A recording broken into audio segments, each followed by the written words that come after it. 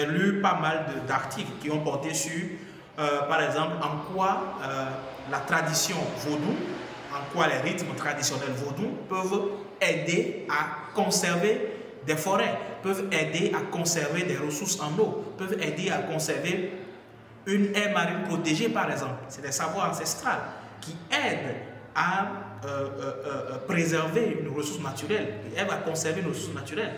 Donc, j'ai lu des articles dans ce sens.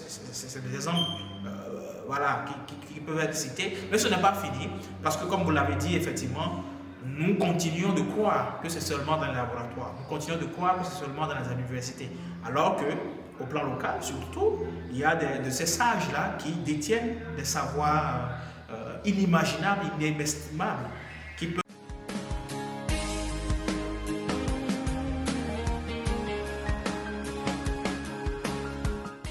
Moi, c'est Giro, journaliste scientifique. Je m'intéresse aux questions de vulgarisation scientifique. J'ai collaboré avec plusieurs chercheurs africains. J'ai travaillé avec eux dans les laboratoires pour voir ce qui se passe en termes de recherche, pour pouvoir vulgariser leurs travaux, vulgariser pour dire en des termes très simples, pour que les non-spécialistes puissent comprendre l'innovation et pour que également les décideurs puissent s'emparer, voir en quoi l'innovation, la recherche peut être utile pour le développement durable. Donc c'est ce que je fais en Afrique de l'Ouest avec beaucoup de chercheurs depuis plusieurs années. Qu'est-ce que le journalisme scientifique cherche à montrer? Le journalisme scientifique cherche à montrer les connaissances qui sont développées dans les universités. Et ces connaissances doivent servir aux politiques, doivent leur permettre de prendre des décisions politiques qui auront d'impact sur les populations. Dans les universités et dans les laboratoires, des problématiques sont abordées, des travaux sont menés à partir des problèmes sociétaux. Et en même temps, ces travaux donnent des approches de solutions, proposent des pistes d'amélioration pour résoudre ces problèmes-là. Et donc, ça veut dire que si les politiques prennent l'habitude de s'intéresser aux travaux de recherche scientifique, ils trouveront plein de solutions aux problèmes auxquels nous sommes confrontés dans la société. Quand je prends par exemple la salinisation des sols, au Sénégal, en Afrique de l'Ouest, c'est un problème. Mais plusieurs travaux ont été menés qui proposent des solutions pour ces choses-là. Mais qui en parle? Quelle politique en parle? Oui, ça reste au niveau institutionnel, vous faites tel atelier, mais après tout ça, concrètement sur le terrain, qu'est-ce qui est fait? On ne sait pas, on n'a pas l'information.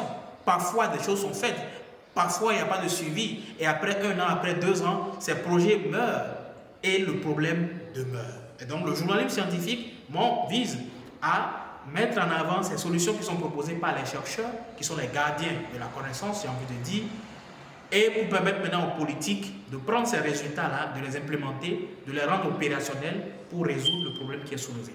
Alors toi qui pratiques depuis un certain nombre d'années le journalisme scientifique, quelle place les journalistes scientifiques africains donnent-ils au savoir endogène africain? Parce que la science ne se trouve pas que dans les laboratoires, elle ne se trouve pas que dans les savoirs conventionnels. J'ai envie de dire que du constat que j'ai fait, nous avons encore cette limite. Et donc, accorder une place aux questions endogènes. Et les journalistes scientifiques aujourd'hui doivent prendre connaissance de cet enjeu également, pour dire que les savoirs ancestrales, les savoirs endogènes ont une place importante en termes, doivent avoir une place importante parce que il y a certains savoir-faire qui, jusqu'à aujourd'hui, continuent d'être utiles et seront utiles si ces savoirs sont vulgarisés. Donc les journalistes scientifiques, naturellement, doivent commencer par s'intéresser également à ces questions endogènes. Mais ça se fait. Pas assez certainement, mais ça se fait. J'ai lu pas mal d'articles qui ont porté sur, par exemple, en quoi la tradition vaudou, en quoi les rythmes traditionnels vaudous peuvent aider à conserver des forêts, peuvent aider à conserver des ressources en eau, peuvent aider à conserver une aire marine protégée, par exemple. C'est des savoirs ancestraux qui aident à préserver une ressource naturelle, qui aident à conserver une ressource naturelle. Donc, j'ai lu des articles dans ce sens. C'est des exemples voilà, qui peuvent être cités. Mais ce n'est pas fini, parce que comme vous l'avez dit, effectivement, nous continuons de croire que c'est seulement dans les laboratoires. Nous continuons de croire que c'est seulement dans les universités. Alors que, au plan local, surtout, il y a de ces sages-là qui détiennent des savoirs inimaginables, inestimables, qui peuvent être utiles pour la société. Il y a par exemple la question de la médecine traditionnelle. Absolument, la question de la médecine Et dans le traditionnelle. domaine de l'agriculture, parfois, ce sont des agriculteurs eux-mêmes qui ont fait des découvertes avant que les scientifiques ne s'emparent.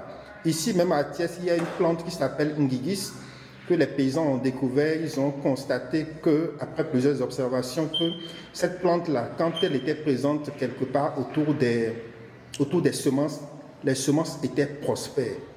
Vous voyez, donc voici des choses qui doivent être également vulgarisées par des journalistes scientifiques africains. Tout à fait, tout à fait. Je suis en phase avec vous et je n'avais pas cette information par exemple. Et je suis intéressé, je veux bien aller découvrir cette plante, faire un zoom sur cette plante-là pour voilà, amplifier cette connaissance-là qui est développée autour. Et je pense bien, je suis sûr qu'ils en foutent bien, certainement que des chercheurs se sont déjà emparés Absolument. Voilà, pour comprendre un peu voilà, cette réalité, parce que généralement, ça part des mythes, ça part juste des questions du quotidien, des questionnements du quotidien. Si les paysans estiment que, voilà, quand on voit ces plantes-là, il y a le rendement, ok, on questionne maintenant la science pour voir si, bon, voilà, pour voir un peu, est-ce qu'il y a une certaine véracité dans ça ou pas. Voilà. Bon, merci beaucoup, Jérôme. Merci.